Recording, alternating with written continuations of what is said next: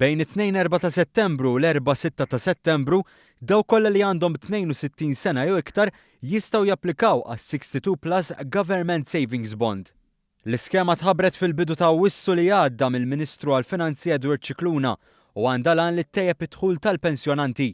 Kull investitur jista' jinvesti massimu ta' 10,000 euro b'minimu ta' 500 euro kull persuna u ma jistax jinxtara bejn żewġ persuni jew iktar.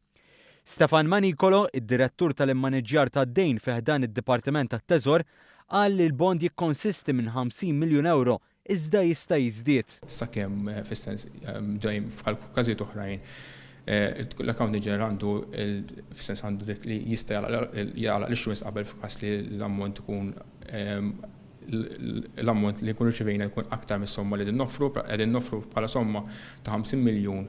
Però hemm dritt li tista' wkoll jiżdied sa 20 miljun oħra sa massimu ġifieri qed ngħidu 20 miljun, prattikament ġifieri s-somma tkun 50 u 20 qed ngħidu massimu ta' 70 miljun l-iktar jista' it-teżor jkun qed joħroġ bħal f'dawn il-bonds. Is-62 Plus Government Savings Bond jimmatura wara 5 snin bi 3% imax fis-sena li jitħallas darbtejn fis-sena.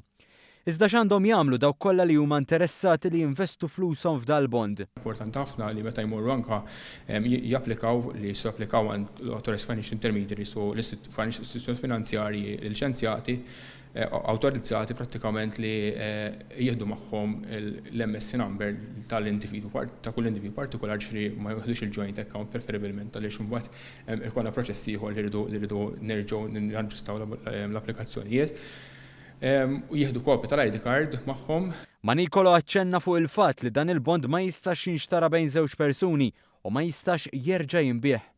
Fl-eventwalità li l-persuna bil-bond tmut, Manicolo spjega kif se jaħdem it-teżor. Dan il-każ ma jistax isir il-proċedura tas-soltu li jsir huwa meta jkun hemm il-kawża mortis il-claim it-teżor jagħlaq dak il-bond li huwa marbut mal-persuna u jħallas il-flus skont it-testament.